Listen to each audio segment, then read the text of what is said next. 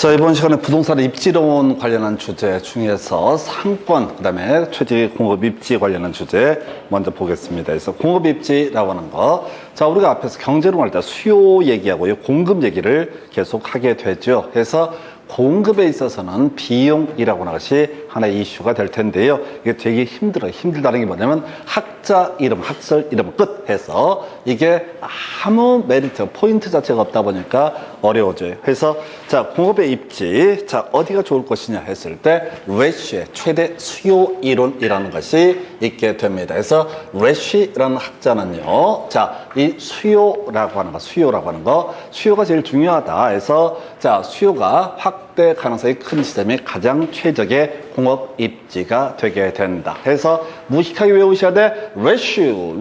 이게 개새끼 이름 같네요. 그래서 레쉬에서 레쉬의 수요 이론 뭐가 된다? 레쉬의 최대 수요 이론. 우리 강아지 개 이름 같아서 하여튼 우리 딸내미는 공부를 열심히 했는데 만점이 안 나와가지고 끝났어요. 그래서 개새끼 한 마리 키우겠다고 그랬었는데 만점 맞으면 그 개를 한 마리 사주겠다. 이 얘기는 저희 엄마 얘기의 논의에 따르면 원시적 불능에 대해서 얘기를 하고 있는 거죠. 근데 우리 딸내미도 씩씩해. 어떻게든 간에 만점을 한번 맞아보겠다고.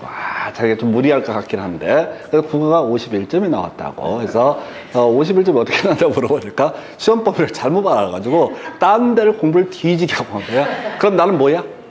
시험법이 아닌 걸 갖고 뒤지게 밤에 같이 설명까지 해줬는데, 와, 그래갖고, 걔 멘트가 재밌어. 항상 그날 시험 본 것 중에 제일 점수 좋은 것만 주로 먼저 얘기를 해. 그러다가, 그 한 과목만 빼면 그래도 평균 90 몇 점 나왔었는데 어쩌고저쩌고 개 시작되겠습니다. 그래서 그 개를 샀으면 그때 개 이름은 레쉬가 됐을 것이다. 그래서 레쉬의 최대 수요 이론. 자, 국어 91점 때문에 개 이름을 레쉬가 국어 51점이구나. 91점이면 공부 잘한 줄 알겠다. 국어 51점 때문에 레쉬가 되지 못한 어느 강아지 얘기 레쉬 해서 레쉬의 최대 수요 이론이라고 하는 거 더럽게 짜증나죠. 그래서 수요, 시장의 확대 가능성이 가장 큰 지점이 최적의 공업 입지다라고 하는 거. 자, 이건 이제 소비자를 중심으로 보는 개념이고요. 그 다음에 이제 이에 대응해서 베버라는 학자는 최소 비용 이론해서 자, 베비 레쉬 이렇게 무식하게 외워야 돼. 베버의 최소 비용 이론이라고 하는 거. 베버의 최소 비용 이론 해서 이 사람의 입장에서는 뭐라고요? 자, 최적의 공업 입지라고 하는 것은 수요도 좋지만은 결국은 공급 단가를 낮추는 게 중요하겠다라고 하는 거. 전체 비용이 최소가 되는 지점. 이걸 뭐라고 한다? 바로 최적의 공업 입지라고 보게 된다. 그래서 여기 비용으로서는요, 수송비, 인건비가 있을 수가 있겠고, 이건 작으면 좋겠죠. 이에 비해서 집적 이익은 커지면 좋겠다. 해서 하여튼 전체 비용을 따져보니까 최소 비용이 되는 지점. 이게 바로 최적의 공업 입지다라고 하는 거에서 베비 레쉬 해서 베비 레쉬. 이게 어려워. 이거 밖에 시험에 안 나온다니까 해서 수요와 공급 입장에서 수요를 중심으로 본 것이 레쉬의 최대 수요 이론이라는 개념이 되겠고, 그 다음에 이제 베버의 최소 비용이라고 하는 것은 공급자 입장에서 단가를 낮추는 게 중요하다. 전체 단가, 전체 비용이 최소가 되는 지점에서 요거 두 가지. 자, 레쉬의 최대 수요 이론하고요. 그 다음에 베버의 최소 비용 이론이라고 하는 거. 너무 간단해서 힘든 파트. 아마 앞에서 리카르도의 차액 지대설, 자, 튀넨의 위치 지대설, 막스의 절대 지대설, 마준일에서 마셜의 준지등은 일시적 소득, 알론소의 입찰 지대 이론, 베버의 자, 아까 우리 버제스의 동심원 이론이라고 하는 거. 그다음에 호이트의 선형 이론, 해리스 울만의 다핵심 이론까지 잘 오다가 이 망할 레쉬 여기서 말려버려요. 레쉬의 최대 수요 이론이라고 하는 거. 그 앞에 베버의 최소 비용 이론이라고 하는 거, 베비 레쉬 이렇게 말을 만들어서 외우셔야 됩니다. 의미 안 돼요. 자, 살다 보면 재수없는 애들 이름이 자꾸 생각 안 나는 애들이 있어. 그건 잊어버려도 되는데 시험 보실 때는 필요하거든요. 그래서 레쉬의 최대 수요 이론, 베버의 최소 비용. 봐봐 쉽잖아. 비읍 베버 비읍 최소 비용 이렇게 하는 거고, 레쉬인지 하여튼 간에 수요, 최대 수요 이론에서 비읍 시옷 겁나 무식한 방법 해서 자 요거 학자 이름 학사 이름 만만치 않습니다. 이거 아니 비읍 배번은 최소 비용 이론, 그 다음에 레쉬는 최대 수요 이론, 시옷 비읍 아주 무식함의 극치로 외우고 계십니다. 그래서 근데 이렇게 어떻게든 간에 외우셔야 돼. 배버의 최소 비용 이론하고요, 레쉬의 최대 수요 이론. 자, 이게 최적의 공업 입지 끝났어요. 이거는. 자, 그 다음에 검토 드리게 될 것이 상권에 관한 이론 해서 크리스탈의 중심지론 24회 때 구성되고 최근에 한번 구성이 또 되게 되죠. 그래서 자, 저 크리스탈의 중심지 이론이라고 하는 거 기본 구조 중심지, 이건 스케일로 보는 겁니다. 중심지하고요, 네르슨의 소매 입지 이론은 같이 이제 맞물려가는 개념인데, 하나의 중심지가 성립 유지가 되기 위해서는 이 재화의 도달 범위 안에 최소 요구치가 존재해야 된다라고 이렇게 정의합니다. 그래서 재화의 도달 범위는요, 식당으로 치게 되면 어떻다? 배달 범위가 되게 될 테고, 그 다음에 최소 요구치는 최소한의 인구수를 의미하게 됩니다. 그래서 이게 이제 자 정의를 보면 중심지, 배후지의 각종 재화 서비스를 공급하는 지역을 가리켜서 중심지, 어렵지 않고요. 재화의 도달 범위, 중심지에서 생산 공급되는 재화가 도달할 수 있는 거리. 이걸 이제 달리 표현하면 여러분 교재에 이렇게 표현해 놨어요. 자, 지금 중심지에서 공급하는 재화를 공급하기 위해서 사람들이 통행 가능한 최대한의 거리, 또는 중심지에서 제공되는 어느 기능에 대한 수요가 0이 되는 지점까지의 거리, 이게 바로 뭐가 된다? 바로 재화의 도달 범위. 그래서 어떤 중심지가 있다고 치십시다. 너무 멀리 떨어져서 이쪽에 대한 수요가 전혀 없는 점, 이걸 수요가 0이 되는 지점까지의 거리, 표현을 두 가지 형태로 얘기를 합니다. 그래서 사람을 중심으로 보게 되면, 자, 뒤에 있는 사람, 자, 중심지에서 생산하는 재화 서비스를 공급하기 위해서 나다닐 수 있는 거리, 또는 달리 표현하면 수요가 0이 되는 지점까지의 거리, 이걸 우리가 뭐라 부른다? 바로 재화의 도달 범위라고 이렇게 얘기를 합니다. 그 외 최소 요구치는 최소한의 인구수를 의미하게 된다. 이것만은 외우셔야 돼. 재화의 도달 범위. 지난번 문제에서 24회 때 수요가 0이 되는 지점까지 거리를 수요가 1이 되는 지점까지 거리, 이렇게 말장난했던 적이 있습니다. 자, 가보십시다. 자, 중심지가 있습니다. 분명히 그럼 여기서는 중심지 상권 내라고 치면 분명히 일정한 수요가 있겠죠. 이 중심지 가서 뭐 살 수도 있다, 이런 논리 구조가 될 텐데, 너무 멀어져서 수요가 딱 0이 되는 이 지점까지를 가리켜서 뭐라고 그런다? 재화의 도달 범위라고 얘기를 합니다. 뒤에서 마찰계 수익과 같이 연계가 되게 될 텐데, 자, 너무 멀어지면 안 간다는 거지. 그래서 수요가 0이 되는 그 지점까지 거리를 가리켜서 재화의 도달 범위. 지난번 문제에서는 이 지금 수요가 0이 되는 지점까지 거리를 수요가 1이 되는 지점까지 거리에서 말도 안 되게 틀리게 구성이 됐던 적이 있습니다. 그래서 이 정도가 크리스탈의 중심지론. 크리스탈의 중심지론. 크리스탈. 이게 이제 유리인가요? 크리스탈이? 유리잖아, 유리. 아니, 뭐, 크리스탈, 잔, 뭐 이런 거 있잖아. 그 특징이 뭐야? 반짝. 그치. 얘기 다 서로 우리가 얘기가 통해, 이제. 수준이 낮으니까. 이런 유치한 거 잘 맞죠. 다시. 자, 반짝반짝. 중심지로 그냥 크리스탈. 내가 어리버리한 거 아는데 그렇게 외워야 된다고. 중심지, 반짝. 크리스탈러. 참, 얘 엄마가 얘 낳고 미역국 먹었을 텐데, 해외 와서 겁나 고생하고 있습니다. 크리스탈러, 반짝. 얘 뭐야? 중심지. 아, 말 만드셔야 된다고. 이게 아무것도 아닌 거라서 힘들다고요. 차라리 어떤 임팩트가 있으면 공부를 하는데 별 문제가 안 되는데, 임팩트가 전혀 없다고. 크리스탈의 중심지 이론. 크리스탈, 제일 반짝 중심지란 말이야. 아니, 요즘에 그거 있잖아. 여러분도 거의 안 보시겠지만 저도 안 보지만, 그 옛날에 보면, 옛날이 아니라 아이돌 이런 거 뽑고 할 때 센터 뭐 점유한다면서, 걔 이름이 뭐야? 가운데 있는 애 이름이. 크리스에서 크리스탈러, 줄임말, 크리스. 센터, 중심지, 크리스탈러. 그래서 크리스탈의 중심지 이론이라고 하는 거. 포인트 잡아냈어요. 크리스탈의 중심지. 크리스탈 반짝 중심지. 그래서 다시 갑시다. 크리스탈의 중심지 이론이라고 하는 거.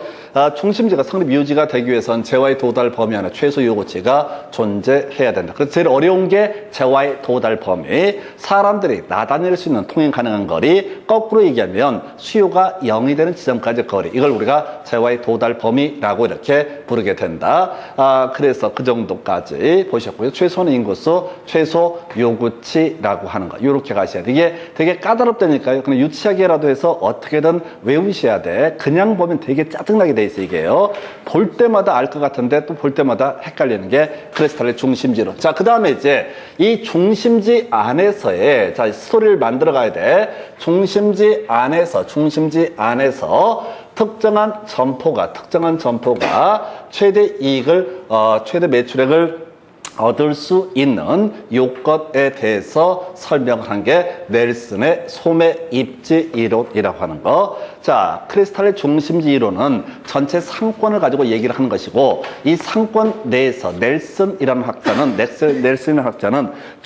최대한의 매출액을 확보하기 위해서 필요한 요소가 뭐냐라고 하는 거. 이게 바로 넬슨의 소매 입지 이론. 이게 어렵다니까요. 이 내용 하나도 시험에 안 나와요. 매출액을 최대한 얻기 위해서 뭐 이런 거 있다가 아니라 그냥 학자 이름, 학설 이름, 넬슨의 소매 입지 이론. 점점 말려가기 시작하는 거야. 앞에서 지대론 할 때 해볼 만했어. 공간 구조론 할 때 대충 해볼 만했어. 그리고 나서 자, 지금 이제 베비 웨쉬 이런 이상한 말 하기 시작하면서 공업 입지론 짜증났고, 그 다음에 크리스탈러 반짝반짝 중심지. 그래서 바로 여기서 나왔던 용어의 정의, 재화의 도달 범위, 수요가 0이 되는 지점까지의 거리라고 하는 거. 한편 그 상권 안에 있는 특정한 점포가 최대한의 매출액, 이익을 얻기 위해서 일정한 이런저런 점이 필요하다라고 얘기했던 사람이 넬슨의 소매 입지 이론이라고 하는 거. 넬슨이라는 사람이 어떻다? 소매 입지 이론. 말 만들어야 돼. 크리스탈 반짝반짝 중심지 이론. 그 옆에서 넬슨이라는 녀석이 소근거리네. 자, 특정한 점포에서 지금 최대한의 매출액을, 이익을 창출해낼 수 있는 요건을 소근거리네. 대놓고 얘기하면 없어 보이거든. 소근거리면 훨씬 더 귀에 더 박히나 봐요. 그래서 넬슨의 소매 입지 이론이라고 하는 점점 강의가 유치해지기 시작합니다. 저 11월, 12월 때, 1월, 2월 때 이렇게 유치하지 않았어요. 그때 멀쩡했어. 근데 이제 내가 해보니까 돌아서면 다 잊어버려. 그러면 넬슨, 소근거리는 그 아이를 보면서 저 아이 이름 뭐다? 넬슨. 머리에 꽃핀 꽂고 막 꽃 달고 비 올 때 막 소리 지르면서 가는 애들 보면서 제 아이는 크리스탈러, 반짝반짝 크리스탈러 중심지 이론, 넬슨의 소매 입지 이론이라고. 넬슨이 소근거린다고. 그럼 이제 귀에서 집에 가서 누가 귀에 대고 뭐 조용히 얘기하면 네가 넬슨이냐? 이렇게 얘기하시면 돼. 왜 소근거리고 지랄이야? 해서 넬슨의 소매 입지 이론이라고 하는. 되게 힘듭니다, 이거. 지금 보시면 될 것 같은데 만만치가 않다니까. 더럽게 짜증나, 이게. 어떻게 했으면 위치 T네. 이렇게 위치 찬란하게 하겠어.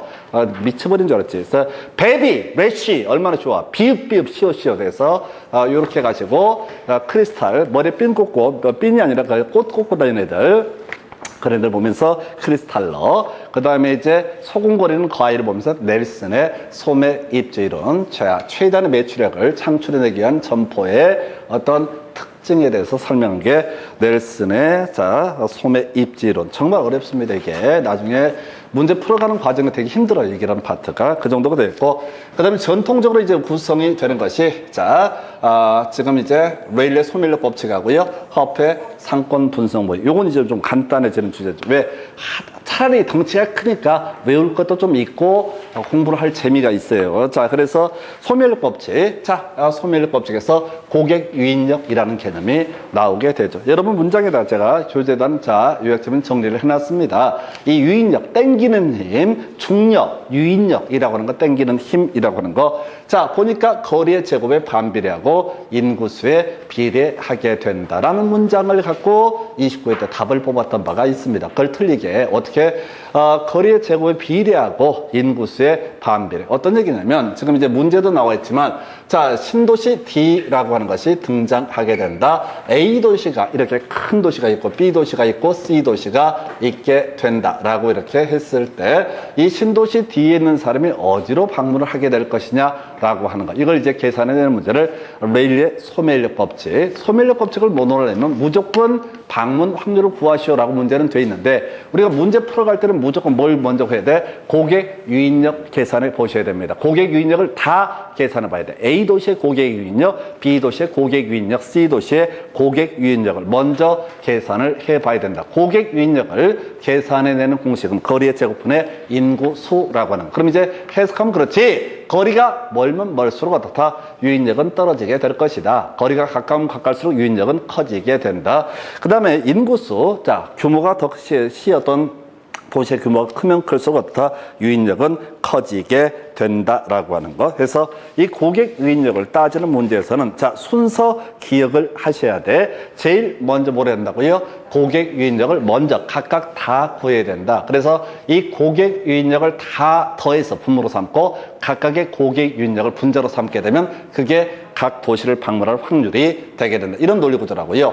A 도시를 방문할 확률이라는 것을 구해내기 위해서는 순서가 A 도시의 고객 유인력, B 도시의 고객 유인력, C 도시의 고객 유인력을 다 계산을 해봐야 돼. 그래서 다 더해야 돼. 근데 이 문제 중에 요 근래 문제 중에 그런 게 있어. 옛날에는 A 도시, B 도시의 고객 유인력이 뭐 60대 40이다. 한 두 개만 보통 줬어. 근데 아예 세 개 준비하고 들어가셔야 되고요. 그 다음에 전에 보면 고객 유인력이 A 도시가 60이면 B 도시가 40 이딴 식으로 내다가 요즘 미친놈들이 A 도시의 고객 유인력 20, B 도시의 고객 유인력 예를 들어서 3, C 도시의 고객 유인력 2, 뭐 이런 식으로 숫자를 엄청 크게 주는 경우 있어. 만하고 1250도 출제가 됐던 바가 있습니다. 이게 뭔 얘기냐면 전에는 50대 50, 40대 60 이런 식으로 쉽게 구성하다가 어느 해부턴가 이 미친놈들이 한쪽의 고객 유인력이 만이래, 다른 한쪽의 고객 유인력이 1250이래. 그러면 11,250분에 1250 이런 식의 숫자가 돼야 되는데, 자, 만 또는 1250이 돼야 되는데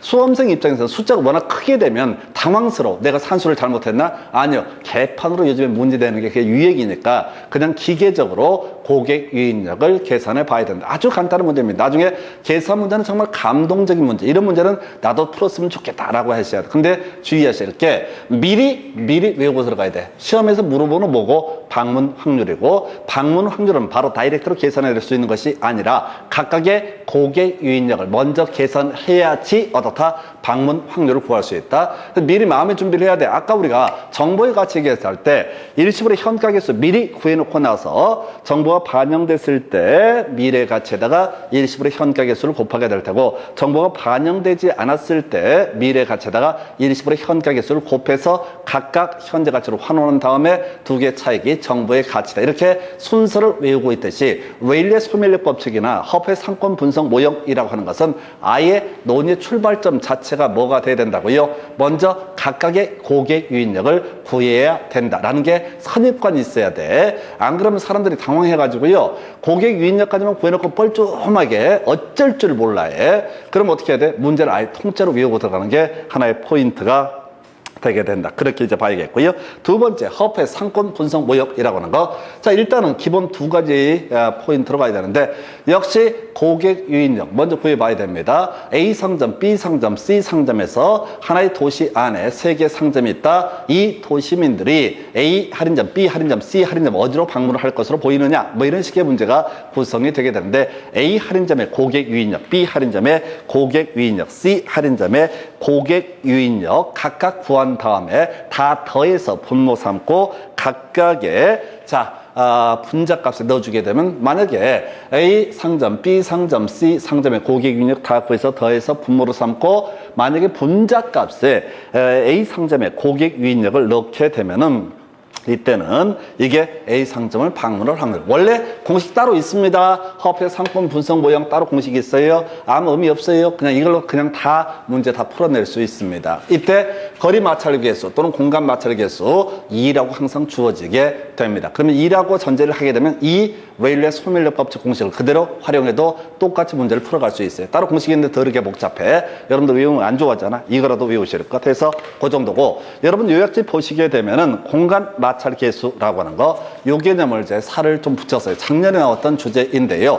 공간 마찰 개수라고 하는 거, 자, 소비자는 공간 마찰 개수가 작은 점포를 방문할 확률이 높다라고 전제합니다. 그래서 그럼 이런 얘기지. 공간 마찰 개수 좀 단순화시키면은, 자, 공간 또는 거리 마찰 개수 크다라는 얘기는 오가기가 힘들다 이런 얘기가 되게 됩니다. 그래서 예를 들어서 지금 대전에 사시는 분이 자, 서울의 롯데백화점 가서 옷을 사고 싶다. 근데 경우에 따라서 지금은 많이 달라졌는데 옛날에 KTX 없던 시절에는 바리바리 차를 끌고 오거나 또는 뭐 고속버스 타고 어쩌고 저쩌고 겁나 멀어. 그래서 다 안 오게 될 것이다. 왜? 거리 마찰 개수가 너무 크기 때문에 이렇게 가게 될 테고요. 공간 마찰 개수를 구성하는 요건 두 가지죠. 교통 조건하고요. 교통 요건하고 그다음에 취급 품목 두 가지로 봅니다. 그래서 교통 조건이 양호할수록 어떻다? 공간 마찰 개수, 거리 마찰 개수는 작아지게 된다라고 하는 거. 그러니까 옛날에 한 50년 전, 60년 전만 하더라도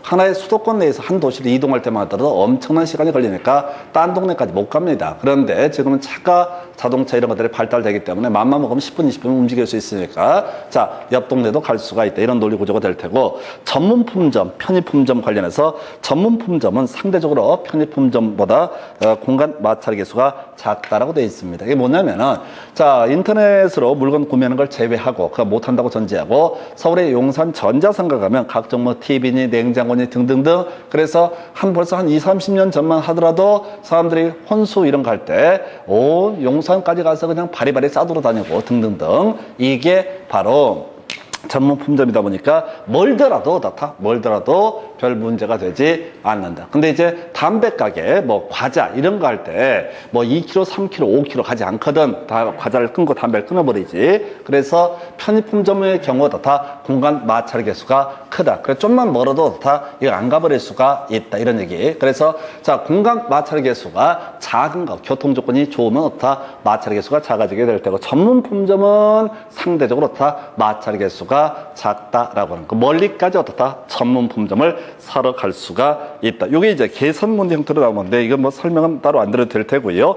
그냥 대신 미리 아까 저거 있었잖아요. 정보의 가치 할 때 순서처럼 얘도 방문 확률을 물어보는데, 방문 확률을 물어볼 때 절대 무조건 고객 유인력을 먼저 구하면 되면 쉽게 답을 찾아내실 수가 있습니다. 이 정도가 시장, 요렇게 해서 상권에 관한 이론. 그래서 다시 자, 레시 베비라고 해서 레시의 최대 수요 이론이라고 하는 거, 시어 그 다음에 베버의 최소 비용 이론, 비읍이라고 하는 거, 이게 있었고, 아까 반짝 크리스탈의 중심지 이론이라고 하는 거, 그 앞에서 소금 그리는 아이, 그 중심지 내에서 최대의 매출액을 많이 뽑아내는 방법에 대해서 소금 그리는 아이, 바로 넬슨의 소매 입지 이론이라고 하는 거, 넬슨의 소매 입지 이론. 그 다음에 이제 방문할 확률 등을 따져보는 게 레일리의 소멸력 법칙하고요, 허프의 상권 분석 모형이라는 개념이 되게 된다 해서 요 정도까지 보시고 다음 시간 나머지 이어서 진행하겠습니다. 수고했습니다.